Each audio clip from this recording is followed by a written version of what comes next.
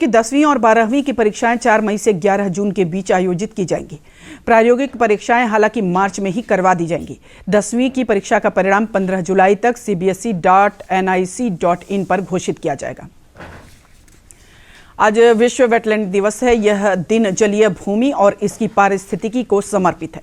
इस बार का विषय है आर्द्र भूमि और जल। बिहार के कई जिलों में अनेक ऐसी जलीय भूमि है जिनके संरक्षण के प्रयास हो रहे हैं। एक रिपोर्ट।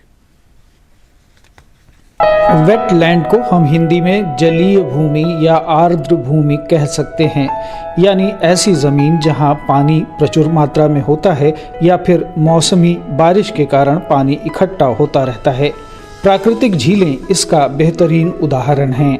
लगातार पानी जमा रहने की वजह से इनका एक अलग पारिस्थितिक तंत्र होता है। यहाँ जलीय पौधों की विशिष्ट प्रजातियाँ उगती हैं जो इस प्रकार के परिवेश के अनुकूल होती हैं।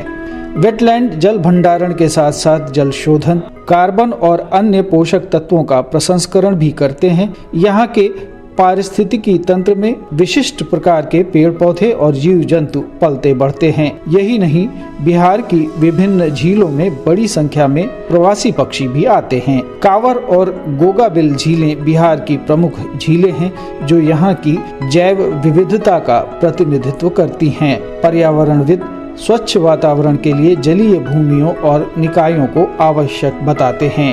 इसका मेन पर्पस था वेटलैंड्स को सेव करना, प्रोटेक्ट करना, रिकंस्ट्रक्ट करना। और वेटलैंड इसलिए इम्पॉर्टेंट हो जाता है क्योंकि वेटलैंड का कई काम है और वेटलैंड अगर अच्छा है, मेंटेन्ड है तो इसका काम पॉजिटिव होता है, और अगर मेंटेन नहीं है, बुरी स्थिति में है तो नेगेटिव हो जाता है। इसको ऐसे समझिए कि अगर वेटलैंड अच्छा है, स्वस्थ है, तो वो कार्बन का सिंक का काम करता है। जो CO2 रिलीज होता है उसको ट्रैप करता है, ग्राउंड वाटर को रिचार्ज करता है, और उसके अलावा लाइवलीहुड भी देता है। सिंघाड़ा का हुआ या फिश पालन हुआ, तो इस तरह से पॉजिटिव एस्पेक्ट है।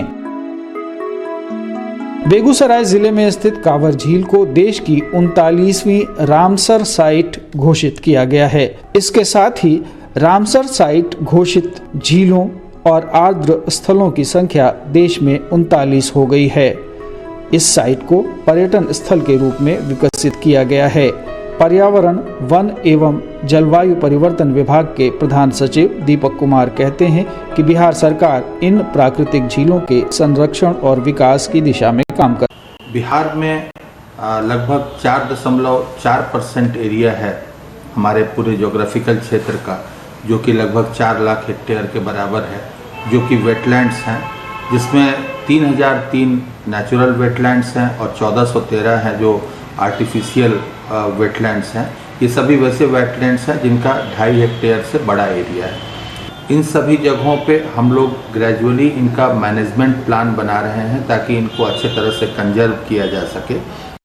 वहीं कटिहार की गोगाबिल झील को अब बिहार के पर्यटन मानचित्र पर लाने के प्रयास किए जा रहे हैं। ये झील लगभग 87 हेक्टेयर क्षेत्र में फैली हुई है। जाड़ों में यहाँ साइबेरियन पक्षियों का कलरव गूंजता है। झील के कारण इलाका हरा भरा दिखाई देता है। बिहार के उप मुख्यमंत्री तारकिशोर प्रसाद इसी क्षेत्र का प्रतिनिधित्व करते हैं। इसका विकास उनका ड्रीम प्रोजेक्ट भी है। राज्य सरकार भी अपनी प्रतिबद्धता जताते हुए पिछले 2 साल से जल जीवन हरियाली प्रोजेक्ट चला रही है। पर्यावरण है तो जीवन है। जलीय भूमि, आर्द्र भूमि या वेटलैंड या फिर झीलें पर्यावरण के आवश्यक अंग हैं। यदि ये नहीं रहेंगे तो इनकी पारिस्थितिकी भी मर जाएगी, यानी वे पेड़ पौधे और जीव जंतु भी समाप्त हो जाएंगे जो जलीय भूमि में रहते हैं।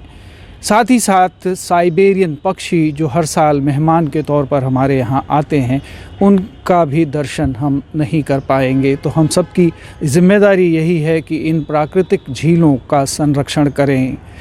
कटिहार में कुमार मुकेश चौधरी और पटना में एजाज हुसैन के साथ सलमान हैदर, दूरदर्शन समाचार, पटना।